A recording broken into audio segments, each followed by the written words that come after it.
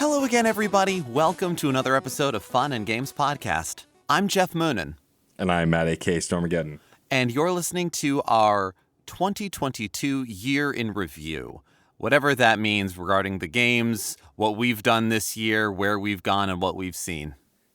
Yep, we are back to do another reminiscing. It's funny, leading up to every year in review, Geoff and I talk about, do we want to do it in December? Do we want to do it in January? And then every time I look and I go, we always release it in January. Why is this a conversation every time when we always release it in January? I don't remember what I ate yesterday, okay? If I don't write it down, we would not be remembering any of this. That's true. If we didn't have literally a log of all the things we've done, we wouldn't... Yeah, it helps. Wouldn't remember shit. But yeah, it's been a pretty wild year, both for the podcast and for games in general. There were a lot of incredible games this year. It was a really good year for indie games. Yeah. I feel like I say that every year, but I feel like it really, really was true this year. I would say at least half of my list, or maybe a third of my list, consists of indie games for my top 10 of the year, which is nice. That hasn't happened, I feel like, in a while. I also played an entire indie franchise this year because I played through all of Shantae back to back, excluding Half Genie Hero because I'd played it already and we were like, most of the franchise. But now I have played the whole franchise. You've experienced all of it now. Yes, correct. I think that all in all, definitely for us and just for the games space in general, it's been a pretty good year. There have been some ups and downs as we continue to work our way through monopolies and shitty publishers who don't treat their employees well. But that, I think, has just become kind of a constant this year. It is a bummer that we lost so many incredible publications and games outlets this year between Fanbyte and G4 and, Game Informer still around but had a ton of layoffs. IGN just had layoffs. It just feels like it's kind of never ending. Yeah, I feel like that is probably the biggest bummer, downer, con, whatever you want to call it, of the year from my perspective. We definitely are in an arena of life where, you're telling folks just up and coming, don't get into this industry. It's a sinking ship.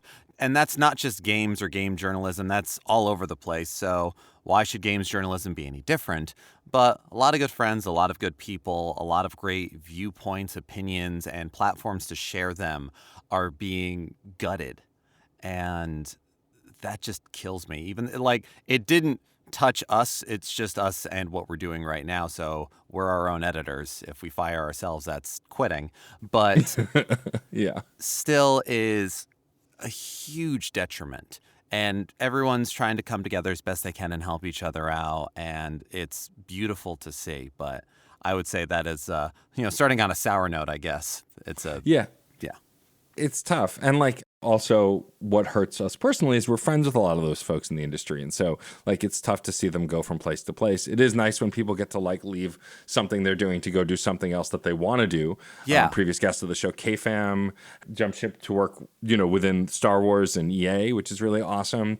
Kip also from Stride did a similar thing. And so it's cool to see when our friends can do that in a positive way and move on to other cooler things. When it's their choice. Yeah. But it's been hard. And also it's Geoff and I are not, we don't do news. We try, every so often we'll talk about relevant topics, but for the most part, we're not a news show. But whenever we do take on news or newsworthy stories, we are using resources like IGN, Kotaku, Fanbyte, when RIP, all of those sites helped us because they were so great and did such great work, Destructoid, whoever else. And it's a bummer that now we have less resources for that, right? In the same way that the monopolies are worrying with Xbox trying to purchase Activision and all of that, there's less people making the thing. With less news sources, it's also less people reporting on the thing. And so the viewpoints that are shared will get narrower and narrower. And it's a bummer. And that's why we've tried to be as optimistic, but also as objective as possible. But it is an impossible task to try and cover an entire industry. And even the sites that seem to be doing it well did not make it through. Yeah, a lot of it is the chase for metrics, the chase for numbers, for advertisers, and whether it's the fact that it's just not doing well enough for the people investing, or if it's genuinely in the red one way or another. I do not claim to have any knowledge of those kinds of financials or financials in general, but it is very telling that in a recent episode when we were speaking with Jill Grote, the Indie Informer, about trying to write for the things that you want to and speak and champion the games that you want to and get them out there, that is emotionally welcomed, but professionally attritioned, I suppose. Yeah. And I'm glad that you brought up Jill, because I think this year something that we've done on the show that we've done in the past, but I don't think quite did 2 years ago as much as we did last year in 2022, was we featured a lot of guests again, but not to just interview, but to talk about a subject matter or a topic that was relevant to them. We've done plenty of interviews in 2022 as well, but like Jill came on to talk about indie games. You know, we've had tons of really great guests. And even we had folks like Hunter or Michael on, like we talked about their games, but then we got sidetracked into completely different stuff because they wanted to talk about other incredible things. And I like being able to share those personalities and go beyond just doing your standard interview, which we had plenty of as well, but like have a discussion about a thing that they're passionate about, because those conversations are always just as entertaining to me. Yeah, because it's always a very funny thing when going to conventions or going anywhere and having to elevator pitch the show to people. I've written the copy for the ads that we use, and I've summed up so many things, and every time it's like, what's your show about? Games. And that is a lie. True. If you've had to deal with an elevator pitch from me, it's way too many words. It's not one word exclaimed, and that's half the problem. But I feel like this year has been a wonderful focusing of, I think, Matt, what we strive to do with this show. It is a celebration of independent games. It is a celebration of gaming. It is a celebration of your history and perspective into and through the lens of gaming. I, for a while, would stumble about talking about, we try to bring a positive spin on things or whatever else, but I think I really hit on it not that long ago, that what we try to do here and what those interviews and what those episodes I think really got to do was show an optimistic view of gaming. Knowing that stuff sucks, things go wrong, they do. And it's not just, everything's going to be great, everybody, we're going to be fine, but it's the fact of bringing a good faith view to things and getting to look at some stuff and go, we'll get another shot at that one way or another. And I'm going to bring that back when we talk about games that we liked this year, but I'm just going to let that sit for a moment. Well, yeah. And I mean, that's also an important thing to bring up, because we got to do not once, but twice, 2 live panels in 2022, both of which we recorded and released. And both of them about like looking at the good and bad within the industry. One was the evolution of queer representation in gaming. And then the other one was a horror-themed discussion about queer-coded villains in video games. And both of them tackled both the things worth celebrating as well as the things that maybe aren't working or are part of the problem or are why we're seeing what we're seeing. And I kind of really love that we were able to really do that and share those perspectives, have incredible guests on those panels that we might not have otherwise been able to have on the show. And like, a shout out to Frankie Bradley Lestrange, who helped us plan the PAX East panel and pretty much ran the whole thing. Yeah. And all of our incredible guests on both panels. But like, I'm just grateful that we've been able to bring the show. We've done live panels before, but for much smaller rooms. These were much larger rooms that we were in. And it was really cool to share that experience with so many other people who love video games. Because that's really what we're all about. You love games, we love games too. Hey. But it is definitely always worth looking at how far we've come and how far we still need to go. Yeah. And doing those panels definitely for me helped galvanize that feeling of the best thing you can do is celebrate the games that get it right for you. Celebrate the experiences that are joyous to you. Because if it comes from a place of this made me happy, this scared me and terrified me, but it's a horror game, it's supposed to. I had to sit and stare at the wall for a couple hours after playing this game, and my God, it was incredible. Those are true reactions. Those are true what have you. And coming from a place like that, even if the game you're recommending isn't the right game for the person you're talking to, you can't go wrong. And it's been a lot of fun this year finding games that have made me feel that way, recommending them to people, and an hour later, a month later, 6 months later, finally getting that message from that person being like, okay, fine, I finally played the game. Oh my God. And it's a lot of fun for that. And like I said, getting to hear from folks after doing those panels about the games that they loved or the games that got them thinking about it or their thoughts on things, it's it's wonderful to get those perspectives, and I am so grateful for having gotten to do that at both PAX East and at FlameCon, and I will be excited and grateful for any that we get to do in the future. Yeah. I mean, and I think this also, unlike previous years where we've gotten to do interviews here and there, not a ton of stuff at live events, mostly just over Zoom or whatever, insert digital calling service here. But like, also, like, we got to actually interview a ton of developers both at PAX East and then on my own at PAX West. And like, this year we spoke to Way Forward, we spoke to Limited Run, we spoke to Yacht Club, and then even earlier in the year, we talked about games that we'd been looking forward to for quite some time, like TMNT, Shredder's Revenge, Curse to Golf, Iuden Chronicles Rising. Like, we're not just interfacing with small indie game publishers one-on-one, though we are still doing that. We were getting to go to these events and do that too. We've now covered 2 PAXs. We're hoping to cover more in the new year. And like, you got to go to PAX Unplugged. I wasn't able to, but I've been in previous years, and you got to see a ton of video game-based board games, which is also really cool.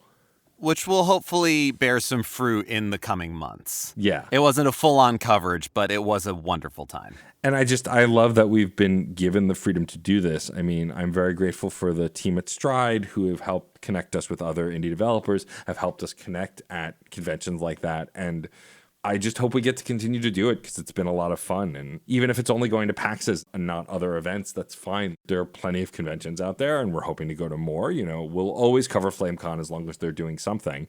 But like, it's just been nice to actually interface with people one-on-one, like you were talking about, in a way that we just hadn't been able to. And like, I've met creators, developers, marketing managers who I think will be friends for life just because of the interviews I've gotten to do and the people we've gotten to chat with. I think it was so fun to record interviews at PAX East with you, both of us interviewing someone live, because we hadn't gotten to do that before in a live setting. And it was just getting to go into the back room space on the floor to play TMNT Shredder's Revenge before doing the interview. Like, that kind of stuff, going hands-on in the moment, is just really great. And I want us to be able to do more coverage like that to celebrate the joy of games. It'll never be like, oh, we got the scoop on this thing and boy does it suck. Like, there's no reason to do that. Plenty of other people are going to do that. We want to celebrate the stuff that we loved, and if we didn't like something, then we don't have to talk about it. Right.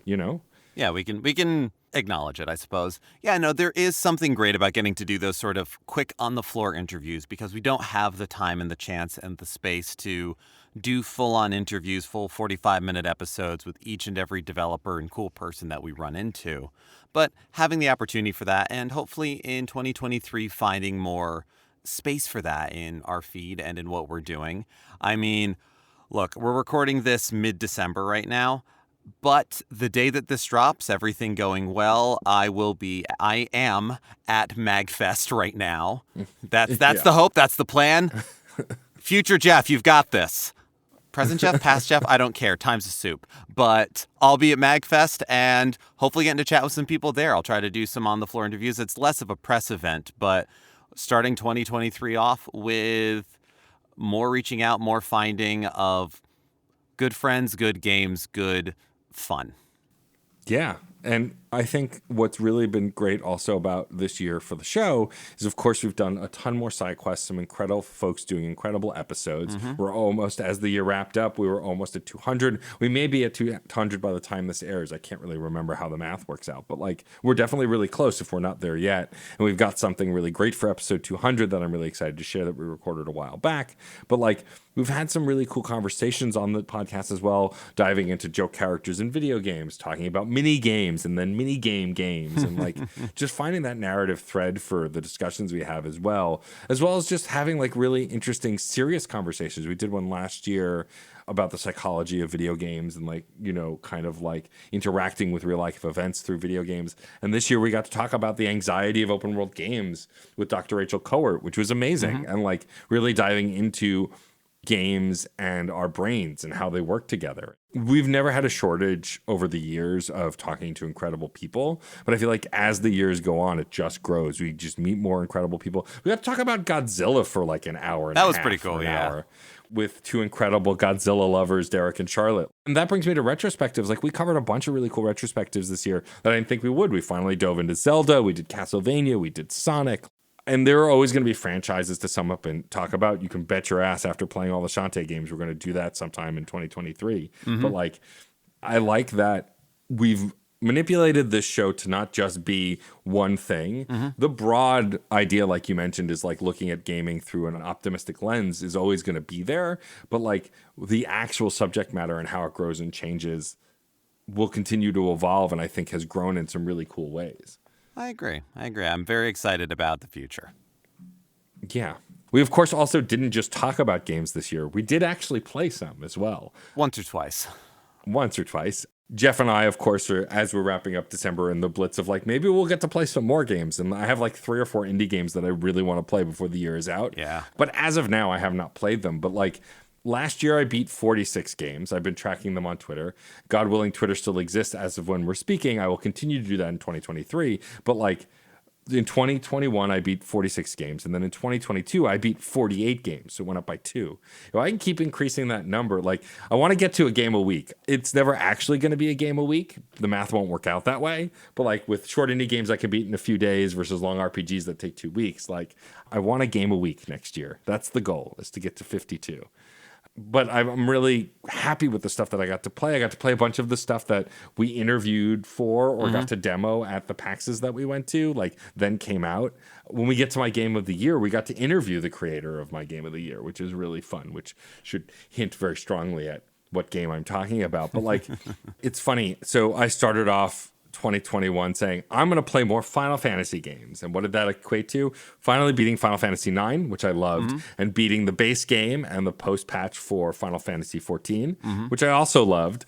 And then starting Final Fantasy XIII, which I enjoyed what I played, and then literally not doing anything else with Final Fantasy. We set goals, and I think it's been fun to set goals every year. Whether I complete them or not is another story. Yeah, completing them's not the point. Having a roadmap is very nice. But like, I've gotten to play a ton of stuff this year. I mean, I think I really blame it on there being 2 mainline Pokemon games in 1 year. That just really ruined everything. Yeah, ruined everything. Yeah, I know, ruined finger. I mean, like, if nothing else, the not simultaneous, but 2 in 1 year like that, something that is good, bad, and different, take it how you will. I have never personally seen a more intriguing exposure of crunch in games. Yes. Because there's been plenty of games that have come out over the past few years where the cracks are evident. The cracks were evident before anything even happened. Cyberpunk being a prime example.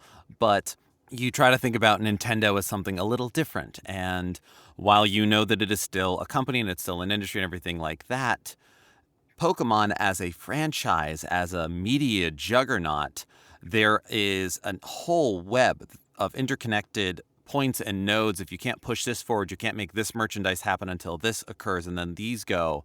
And the amount of people that are working on Pokemon games versus other large franchises, other large titles, it's a hell of a difference. And I definitely can say preemptively, both Legends Arceus and, in my case, Violet, were fantastic, wonderful experiences, but also are fraught with almost their moments. And oh my gosh, if they had just had a little more time, a little more space, can you imagine? And it both makes me a little sad and a little hopeful that these things can carry on and these can be shoulders for others to stand on, but also. Yeah, no, I agree. And like, spoiler alert, of course, both Pokemon games that came out this year are in my top 10. Same. That order of that list is still nebulous, but by the time you're hearing this, you've already seen that list on Twitter. But they are both definitely on that list. But like, I think what's interesting about games for this year also, like last year, is major franchises that I love got moments to shine in a way that I didn't honestly expect. Of course, I'm talking about Metroid Dread back in the previous year. Last year, the words last year in 2021, thank you, are so nebulous when we're recording this in the past for the future. Again, time is a soup.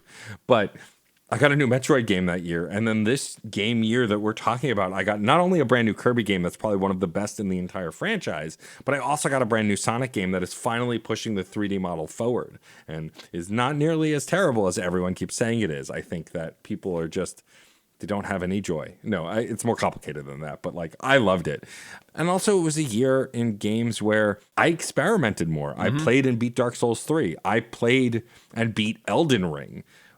A brand new FromSoft game with no mods to speak of to use, with a lot of generous help from friends playing with me online. But like, I beat a second FromSoft game.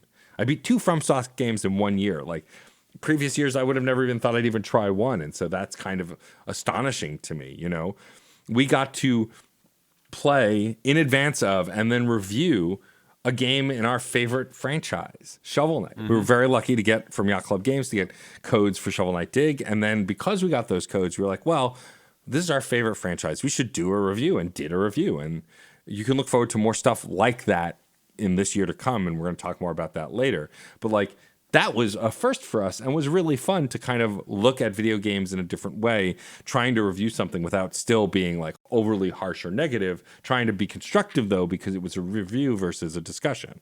Yeah, and especially because we aren't a major games outlet. It's trying to do the formal equivalent of coming up to us as friends and going, is this game good? Would you recommend this game? Versus what's the score to it? Right. And there was just also just a ton of cool stuff that came out this year that I didn't even touch or get very far in. Like, God of War Ragnarok is not on my list because I played the first 2 hours of that 30 to 40 hour monster. And like, I want to play it. I loved the first one. I finally finished it in 2022, the first game. But I think the indie games are always going to be what shined. I mean, we got to interview folks who worked on a lot of my favorite games this year, especially the indie ones like TMNT, Shredder's Revenge, and Infernax. We got to talk to Hunter Bond, who is awesome and we're definitely going to have back. But like, I remember Infernax being one of those games this year that both of us were just like, oh, like between that and my game of the year, which I'll get to in a bit, we were just like, this game is perfect. This is amazing. I love this game. I need more games like this game. It's on my top 10. It's very funny. I was looking back and I realized a lot of indie games that I really liked this year, a lot of games that I liked this year, there were a few in particular that kind of came to this specific of a point, but more of a broad idea. Hey, you remember Zelda 2? What if we did a better job of it? What if we tried again? Yeah. And it's been fascinating and wonderful to see a lot of great titles flourish with different aspects of that idea. And Infernax, another one where it was, even when we were talking to Hunter about it, it's like, what? Hey, Castlevania 2, Simon's Quest, and Zelda 2, The Adventures of Link. What if we made them really good? And it's wonderful to see that, just because something misses the mark or is thought to have missed the mark doesn't mean that it's irredeemable, doesn't mean that you can't make something great out of it or from it or be inspired by it. And there's definitely been some very inspiring games this year. For sure. Also, this year of 2022 was the year I tried to finally legit invest in Persona, starting both Persona 4 Golden and Persona 5 Royal in earnest and getting to a decent place in both of those games. I have, of course, not finished them. You never finished them. I know, they go on forever. I mean, I recently was hanging out with some friends who just got Persona 5 Royal for the Switch, and 3 of them living in a house together. Each of them have their own file, and they were all playing at different times, and I was watching and chatting about it with them. They were still early on in the game, and I put 169 hours into Persona 5 Royal. Then I don't remember how many hours into Strikers, and then I platinumed the dancing game. I think I'm due for another playthrough of Royal. I don't know. You never finish it, Matt. Yeah, it feels like these games could go on forever, but I am enjoying what I played, and I will hopefully eventually finish them. I found that JRPGs, I either get obsessive with them and blast through them, or I play them slowly and then sometimes fall off them. But that's the case every year with games. There are always games that come out that I know I'm not going to get to play, that I hope I'll play in the new year. There are games that I start and never finish. I mean, I've been wanting to play Marvel's Midnight Suns for a while now. You're telling me you have a strategy game with a card game. I get to create my own Marvel hero and talk to other Marvel heroes in a Mass Effect style, kind of like getting to know these characters. Why wouldn't I want to play this game? But of course, I think that's going to be a 2023 game just because I just don't have the time. But I have enjoyed like tracking my journey while I play games. The one thing that I will truly miss if Twitter does die in the year of our Lord 2023 is doing those threads. And I'm sure I'll find other ways to do it. But I like taking people on those rides. I've also done a lot more Twitter threads this past year in 2022 where I just track the progress of the games I'm playing. One of the things that brought me and Jill closer together as friends via the internet was when I finally did play Tunic, one of my favorite games of the year. Jill is, of course, the biggest and loudest proponent for that game as game of the year for everybody. Commented on every post, talked about every twist and turn with me. That game goes places in the best way. And like, Yeah, it does. That's such a fun thing to be able to share with someone. Or like when I was playing Live Alive, and like that is chapter based. And so every time I finished a chapter, I shared that I finished it and people asked me about it and I chatted with folks. The communal experience of both Pokemon games this year, like, was so great. Even Arceus, which was a single player game, except for the trading, like having one of the smallest Pokedexes in a while for a Pokemon game and going, all right, in order to get the true ending, I have to fill out the Pokedex. Great. All right, Jesse, Ken, Eric, what Pokemon do you got? Let's trade. Let's complete our Pokedexes so we can see the end of the games. When it came to Scarlet, I'm not going to reveal the ending because you haven't beaten it yet, but Scarlet and Violet, the ending is so incredibly bonkers compared to the rest of the game that we've sat in a Discord call, me, Eric, Ken, Jesse, other people, maybe even Luis, all like watching other people beat the game and experience that final 2 hours and like their reactions to it. And so like games that do that, I think, are some of my favorite experiences. And I love how I found a way, especially this year, to share in that with our community and with my friends. And like, as we're still learning to exist in the world in a physical space, as COVID still continues, but hopefully will continue to dwindle as it has been, it's just been fun to kind of experience that, especially as a content creator. It's fun to engage in that way. I love sharing games with our community and the people that I'm friends with, and I found new and interesting ways to do that this year for sure. Yeah, absolutely. And hopefully in 2023, I will finally join in on kind of sharing a little more openly about the games that I'm playing, because I played through a bunch of JRPGs this year as well. One of them that took up a lot of my time was Final Fantasy V. Yeah. Which, it has not been the new hotness in quite some time. I mean, when did the Pixel Remaster come out? It had about that much time in the sun a little while ago. But there is a great joy in getting to share all of those. And also, I've completed all of the challenges on the map in Violet. Should I wait to like stream it so that you can watch me get that? Am I at the last 2 hours point? Like this sounds exciting. So you have to finish all three paths. When you finish all three paths, then you will be in the last 2 hours of the game. Good to know. I've got a little time. Love it. Yeah. I mean, I'm telling you right now, if you tell Ken Shepard on Twitter that you are going to stream the end of that game, I promise you he will be in chat. He has been the biggest proponent for that. Aww. But like, I think for me, the thing that really stands out for this past year is that I feel like I tried a lot more new things. I also returned to some old favorites. I had played through most of the Yakuza franchise in 2020 and 2021, and then I took a break. And then this year, I finally played Yakuza Like a Dragon and loved it, of course, as much as everyone said I would. But it made that journey feel complete in a way that now in 2023, we're not only getting one of their spin-offs remade that never came to the States, but we are getting a bona fide sequel to Like a Dragon, which is really exciting for me because I love this franchise so much. And so many more of my friends started with Like a Dragon and love this franchise as well. And so I'm excited for them to kind of jump in that boat and like eventually cover that franchise on this show as well as many others. Like, yeah, I'm just starting with Like a Dragon right now. I'm in chapter 4. Okay. It's going to just start to ramp up shortly after that. But it's ramping. You already have learned that Ichiban is the best boy ever and should be protected at all costs. He needs it.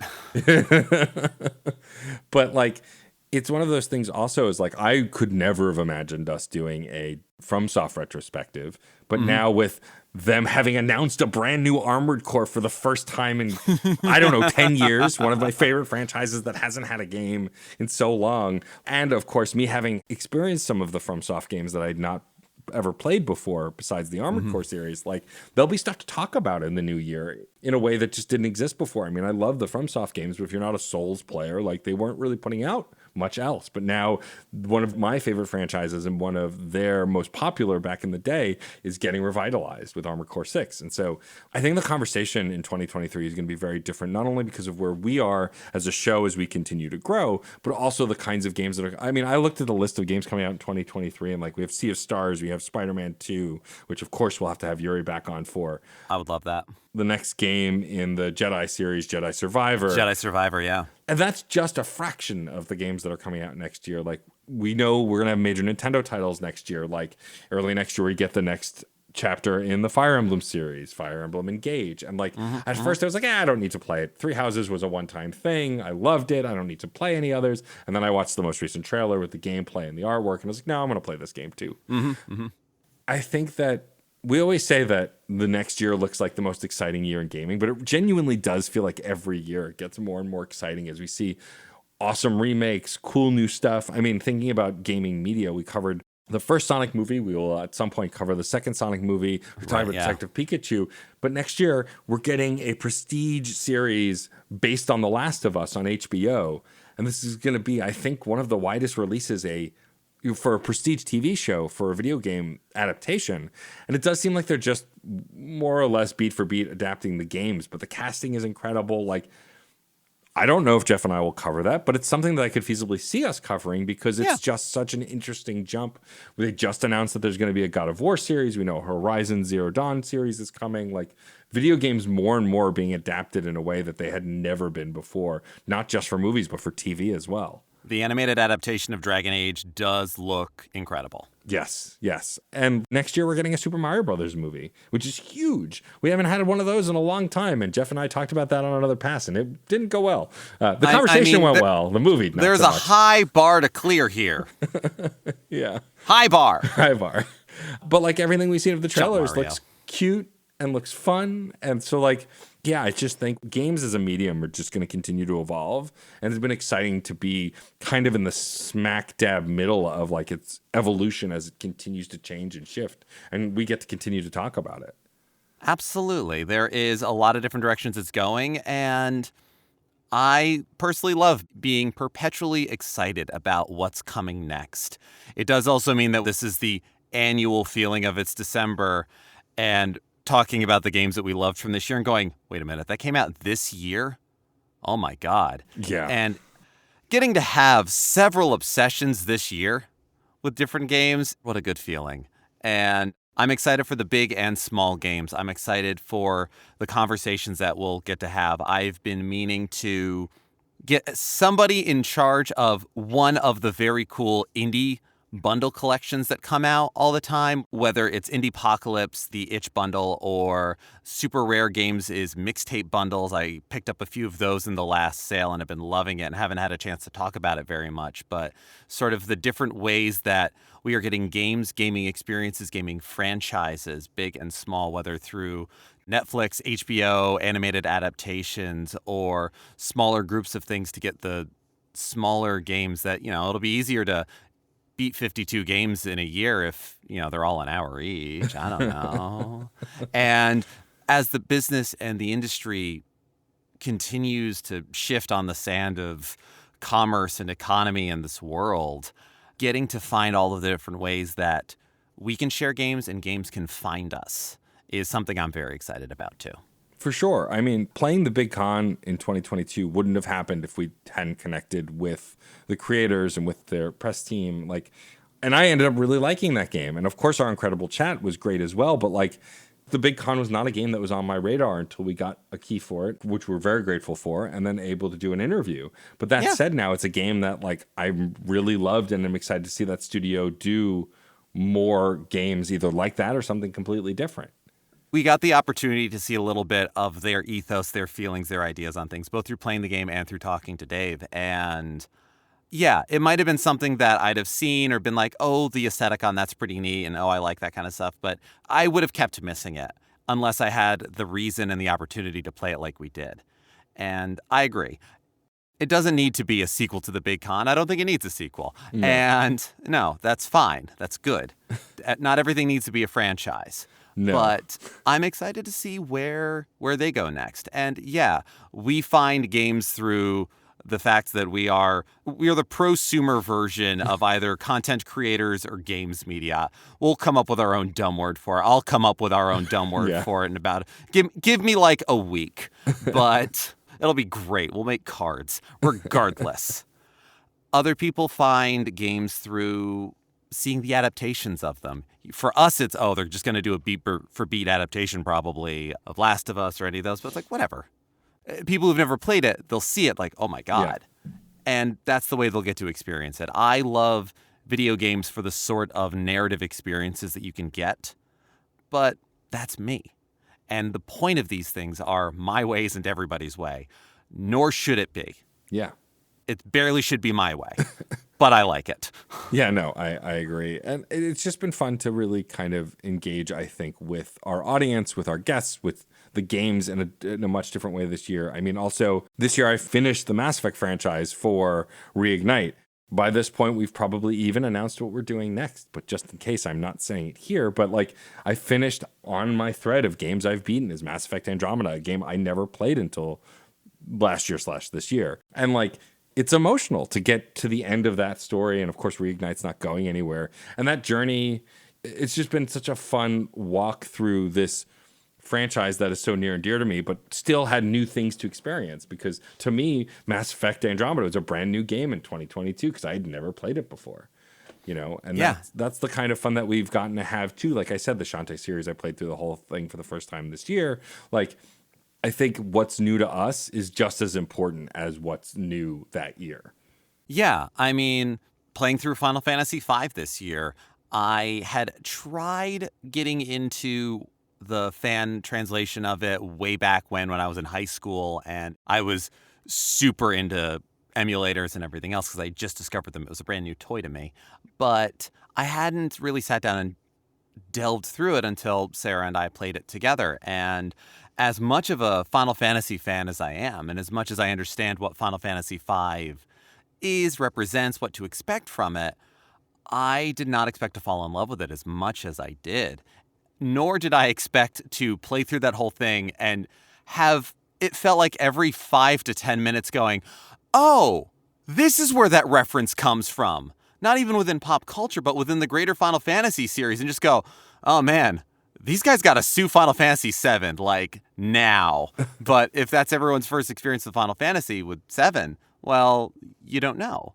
And you're right. Every game is potentially someone's favorite. And no matter how old a game is, every day is potentially someone's first time experiencing that game. No matter how long it's been since the game was released, you may not necessarily have the same community on Twitter or Discord about it. Or maybe you do. But it's no less important, no less magical when you get to have those sorts of experiences and find new favorites. Whether it's coming out in 2 days and you got a press code, or it came out 30 years ago and you're finally coming around to it. I think just about all of my top 10 this year were games that came out this year. But that's not to belittle any of the older games that I got into. And I'm looking forward to, I've never played an Armored Core game. I have Armored Core on the PS1 because I have a sickness, but I haven't opened it yet. But, I mean, I checked to make sure the game was there and that it works. It does. But you know what, Matt? Armored Core has been such a dead franchise, a dormant franchise. I didn't realize how much you loved that series. Yep. Most people didn't. Like that when they announced Armored Core 6 at the Game Awards. You went nuts! And like so many other people that I follow also went nuts. That like I knew Cam Koenig was a sicko for Armored Core. We talked about it before. But like Ray Apollo, who's done side quests for us, like a bunch of other folks, Scott White, like all of them were like, Matt, you like Armored Core? Yes, I like Armored Core. But why would we have talked about it? It's been dead for like a decade. Because you're so vocal about all of the other games and franchises you love that it would have like bubbled up at some point, like talking about this, also Armored Core kind of thing. Nothing. Complete silence. So the 180 also was joyous. Gotta say, as a friend and collaborator, watching that come out of you was a bright spot for me of recent times. And so, you know what? 2023, I don't know if it's the first archive delve I'm going to do, but Armored Core just shot to the top of the list as far as games to play. So we'll talk about that in the coming times. And I'm looking forward to what my reaction to this new old game is. Yeah. I mean, Armored Core is such a strange animal because it's like you have to love customizing mechs. You have to love thinking strategy. Like it is mecha bullshit in the best way. Hell yeah. But I really think you'll dig it. Talking about new old games, like I played Pac-Man World Repack this past year, which was great. And like not in my top 10, but definitely like it's a better version of the original game. More or less, besides a few minor tweaks, it is just the original game made better, and I'm so glad to have it. I'm so glad it exists. I mean, it's also to erase the existence of Miss Pac-Man, as we've talked about in places before. Now Pac-Mom, because they don't own the rights to Miss Pac-Man. It's a whole thing. But that's all weird, but here we are. Yeah. But like, I really love the conversations that we get to have on this show about games, and I like that because we are independent, because we just do this under our own steam, more or less, we can kind of make the rules. And to that end, like my game of the year has been some other people's game of the year I've seen online, but for the most part, the game of the years have been Elden Ring or God of War or Horizon or even Stray. Like, sure, fine. Yeah, like all great. Some people only play 3 AAA games a year, and so they're going to pick one of those 3 to be their game of the year. You have 10 A's to spend. You can play 10 single A games, 3 AAA games. I don't make these rules. No one makes these rules. I'm just making crap up. But like for me, there was a game that when I first saw it, when I watched the trailer with one Eric Van Allen and was in an amazement of it, and then it finally came out, I knew that this was probably going to be my game of the year. Something almost dethroned it, but Citizen Sleeper is just one of those games that like I can't believe is real, right?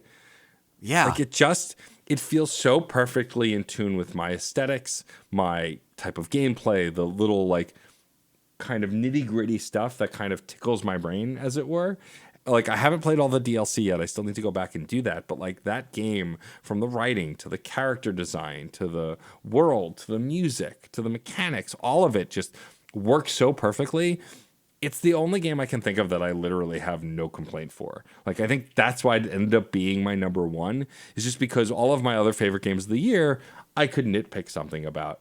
But Citizen Sleeper, I literally have no nitpicks. It's perfect game, A++. And it's incredible because that is not my game of the year. It is up there. It's incredible. It's on my list. You know this. Yeah.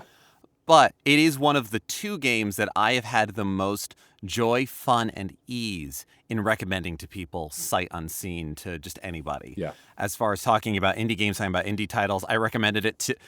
I was proselytizing it at PAX Unplugged. I was waiting online at Wild Bill's to get another mug full of seltzer. And I'm just talking about games. And I think I got a couple of people to check it out. Like, that's the goal. But my game of the year is easily the other one. And that's Trombone Champ.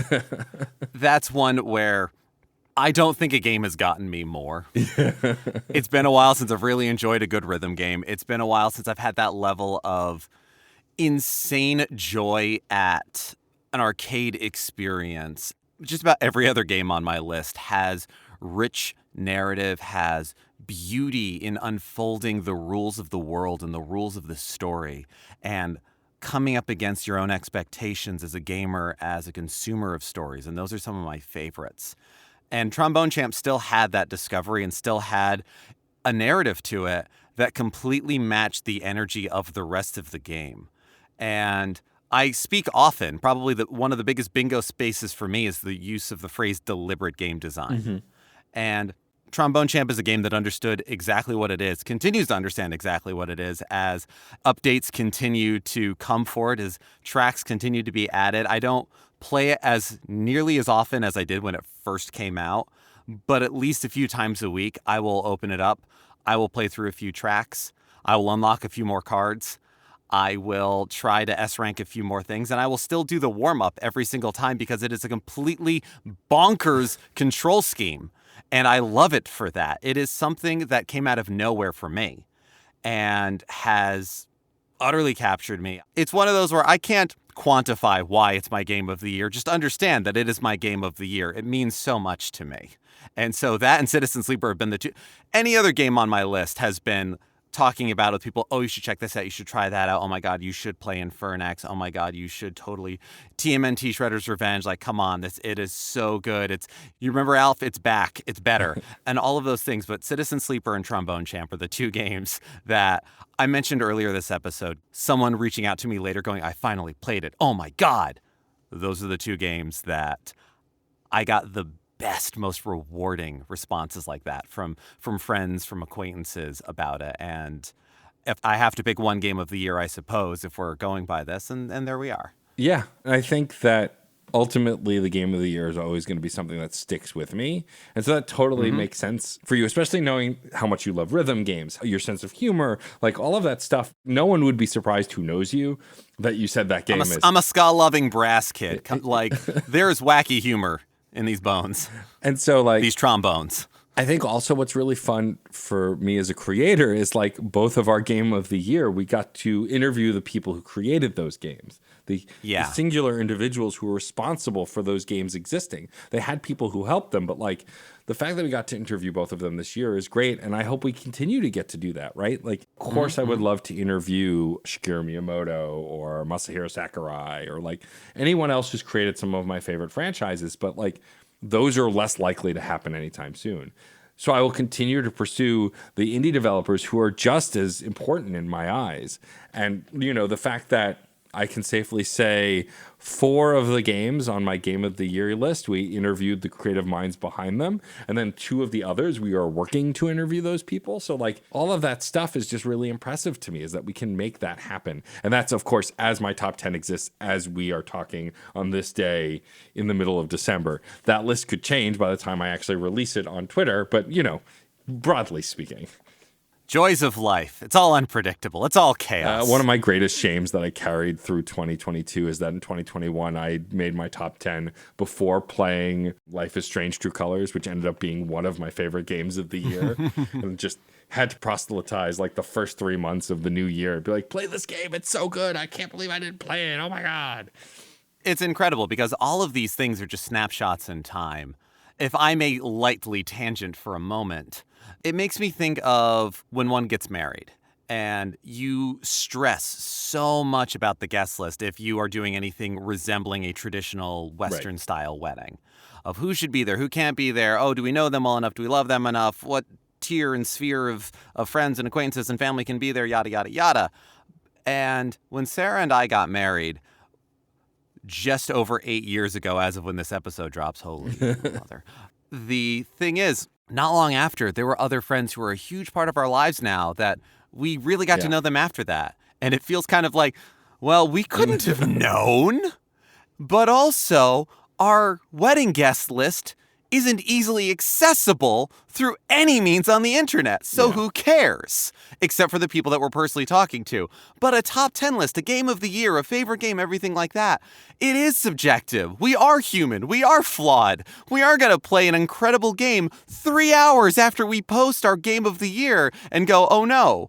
But we do our best. And yeah, I absolutely am in the camp of, well, I guess I just have to tell everybody about this now. That's why we do this. It really is. Look, in 2022 into 2023, I'm replaying Control on PS5, a game I loved on PS4. It inspired me to start side quests along with a few other games. Yeah. And it's better than ever on the PS5. It looks so good, sounds so good.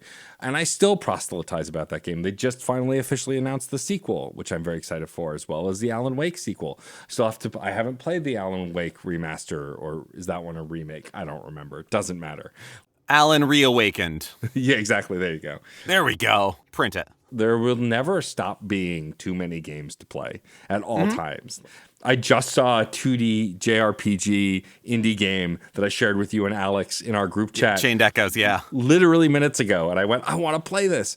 Ugh, it's 25 hours. Ugh, there's other games I want to play. Oh man, wait, this other game comes out in January. I can't buy this game. Like, it's just, there's no logic to it. I've decided that my Switch library will continue to look like my Steam library, which will continue to look like my regular library of actual books. Like, you're just going to buy things that you never get to. I still have not played Triangle Strategy or Shin Megami Tensei 5, games I bought at the end of last year, beginning of this year. I haven't touched Live Alive yet. Yeah. I have it. It's on my shelf. I haven't touched it. Decide to put it on the shelf. It's just we can't play everything. And like the fun thing about that, and I think the God of War relaunch, remake, whatever we're calling the most recent God of War before Ragnarok, I didn't finish that until the end of 2022, but I still loved it just as much as I would have if I finished it the year it came out, and still got to share that I loved it, and still got people who talked to me about why I loved it. The best thing about video games is they will always have their fans, and just because you don't finish these games when they come out doesn't mean you can't have a conversation about those games. We've discovered incredible podcast communities over this past year. We've become good friends with Tales from the Backlog. The host Dave has done already by now 2 side quests for us. In this new year, I'm going to be a guest on Tales of the Backlog. I'm annoying the hell out of him to have Geoff on as well. Like, we've not only grown as people who play games, but we've grown as people who are part of the games community, joining other communities and getting other perspectives, new perspectives. They announced Hades 2 at the Game Awards. I'm still working on finishing Hades. I have not finished the epilogue of that game. I rolled credits and I still haven't finished it. I am 8 runs away from seeing the epilogue, but like, Only 8. Only 8. Well, because you have to do 10 runs to beat the game and then 10 runs to do the epilogue. But I'm so excited for Hades 2. And I love Supergiant, someone we haven't really talked about a lot this year because they didn't put out a new game this year. But like, they're always on my mind. I still have to play Transistor Empire. Bastion is still one of the best games I've ever played. Like, what I'm trying to say with this horrible Supergiant tangent is super gigantic tangent. Sorry. It's a bit of both. Is that... is that we're always going to have stuff to talk about, and we can never contain. Like, we tried new things this year. We did a review in the feed. I did a preview of Overwatch 2 because I got early access to it with one Kenneth Shepard, who has not been on the show with Geoff yet, but has been on a quote-unquote main episode. Like, we'll get him on here with the both of us. Just you wait. Yes. But like, we're always going to be growing and evolving the show, and I think the constant way we talk about, as ADD fueled as it is sometimes, the games industry, that's like the show. We want to do and say and talk about and engage with as much as we can, while still continuing to share positivity and joy for not only just games, but the community around it as well. Yeah, that is pretty much where we're coming from on these things. And we are forever grateful for all of you that have come along with us on the ride, whether from the very beginning or if this is your first or second episode listening to us. Thank you. Welcome. It gets weirder from here. Yes. And that's the goal. That's the joy. That's the fun. And it's why we do these year in reviews also, not just to talk about the games that came out this past year, but also our experiences, because you've been on this ride with us and we want to share in the joy. And we're never going to stop being amazed that people say yes to our nonsense. That's the core of it. That's life. Every day, say yes to nonsense, and people should say yes to your nonsense. But yeah, I mean, thank you for being on this journey. And to that respect, Geoff and I actually have an announcement. So we've been deliberating about this for a while. You've seen us experiment in the feed with things besides side quests that are shorter or different, like our review and our preview that we did last year in 2022. But Geoff and I have decided that we want to try and continue to grow this incredible community, but also how we can make stuff for you and the kinds of stuff we can make for you. And we already fill up our schedule an awful lot with side quests and with this show, and we don't want to turn it into a thing of whatever you're already enjoying about the feed that we are giving you.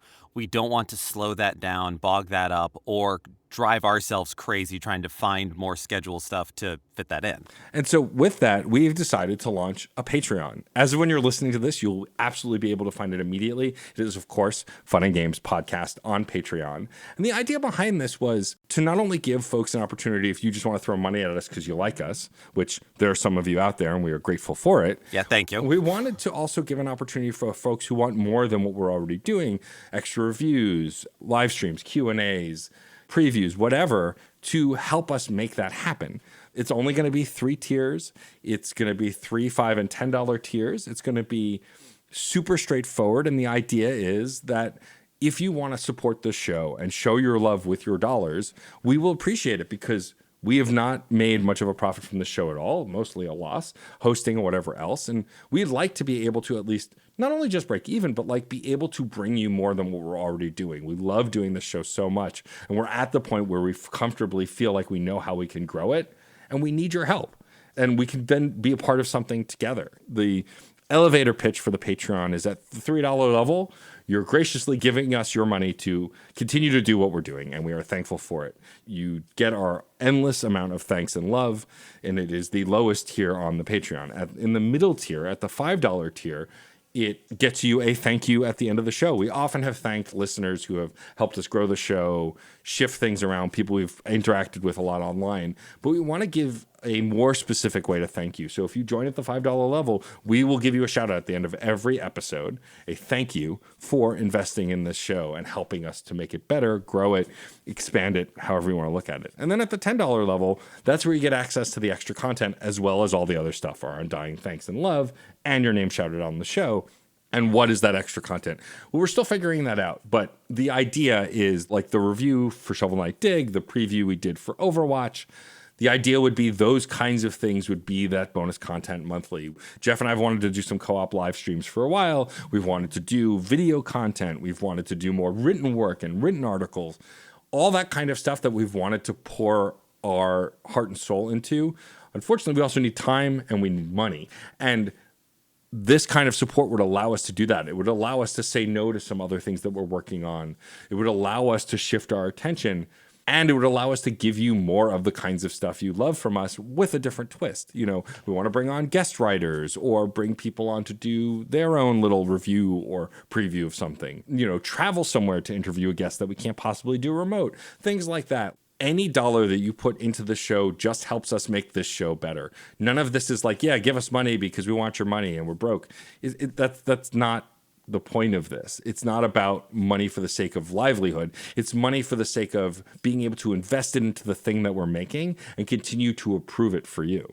I mean, full transparency, at this point in the show, in our development as creators, as whatever, we are getting more review codes than we can properly bring everyone from those studios on to do interviews. We try to do our best with that. And there's plenty of other opportunities and games and things that have come our way, and hopefully more in the future, that we can't possibly fit it into the space that we already have. And this Patreon will allow us to develop new avenues for getting those out there. The things that we're doing at the $10 tier, we want to have trickle out to people so they don't have to put any money in to get at least a little bit of everything of what we're doing. But we can't figure that out right now the way that we're going. So we are eternally grateful for your listens, your clicks, and anything you might be able to contribute on that so that we can continue to expand on this conversation, because we do like talking about the games as they come out when we can. Doing that Shovel Knight Dig review was a lot of fun, and Matt and I can do a lot with audio. Neither of us are video editors, and we'd love to do more with that as well, and this helps facilitate that. Yeah, and just to be clear, what you're getting now, the Fun and Games Main show, as well as the 3 side quests every 2 weeks, that will not change. You will always get that, even if you don't give us a single dollar. That is part of what we've curated and what we want to continue to make. This is to help us and to get access to the things outside of that, the kinds of things that we are trying to build and experiment with. And it is harder to make those leaps or decisions or cancel this thing or not do that thing if we don't have some kind of financial backing. Geoff and I would love to hire an audio editor, would love to hire a video editor, or pay for and hire people to make graphics for us, those kinds of things. All of that kind of growth for this and our YouTube channel and anything else we're working on comes from starting something like this. But again, you will never be penalized for not supporting us financially. At the end of the day, we are grateful to have you as listeners. A rating and a review goes a long way, but this is so we can figure out what the next step is, and you can be on the ground floor as we figure it out together. Because we're endlessly grateful for the folks who are already here. This show could not possibly exist in any incarnation without your support that you've given already. Yeah, and again, we appreciate it. We love it. We love all of you. And even before Patreon, even before any of that, we are still active on the social media that we are as it stands, where it's going. And we love having those conversations with you as well. And you can let us know what you thought of 2022, what games you loved, what games you didn't love, what games you're excited for 2023, where you think our channel should go, your favorite guests, who we should have on here in the future. Any and all of that.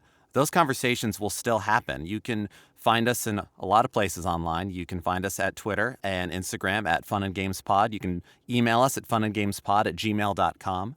You can also go to certainpov.com and find not only a permanent invite link to our Discord server, but also a lot of other fantastic Certain POV podcasts. Yes, please come join in the conversation. You can, of course, find links to a ton of that stuff in our show notes. We were absolutely, of course, going to put a link to the Patreon in our show notes. Again, just to be clear, if you join, you don't have to stay a member. We can't take away access from you once you've joined the Patreon. Like, you got to take a break. You can't give us any more. All of that is fine. Literally anything you can give, we appreciate, because it's part of making this conversation grow together as a community. I've loved how active the CPOV Discord has been. It only continues to get more active as more people join. We talk about the games we're playing. We talk about the movies we've been watching. We talk about the books we've been reading, and so on. It's just been really fun to see that community grow organically and continue to shift. And so please be a part of that with us. We want to hear about what you loved about this year, what you didn't love about this past year in 2020. Is there a game that you recommend that Geoff and I missed?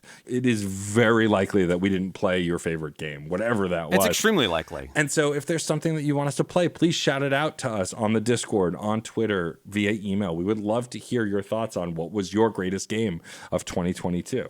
Whether it was a game that came out in 2022 or it was just your first time playing it and now you are converted and you are converting others about it, about the games at least. And we want to hear about that because we can't know about these games unless someone tells us about them, whether through watching trailers, reading articles, or a conversation with a fellow fanatic.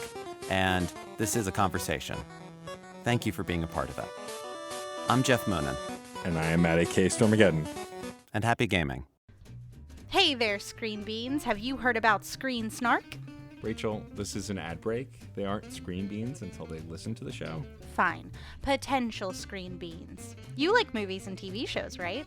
I mean, who doesn't? Screen Snark is a casual conversation about the movies and television shows that are shaping us as we live our everyday lives. That's right, Matt. We have a chat with at least one incredible guest every episode, hailing from all walks. We've interviewed chefs, Writers, costumers, musicians, yoga teachers, comedians, burlesque dancers, folks in the film and TV industry, and more. We'd be delighted for you to join us every other Monday on the Certain POV Podcast Network. Or wherever you get your podcasts, fresh and tasty off the presses.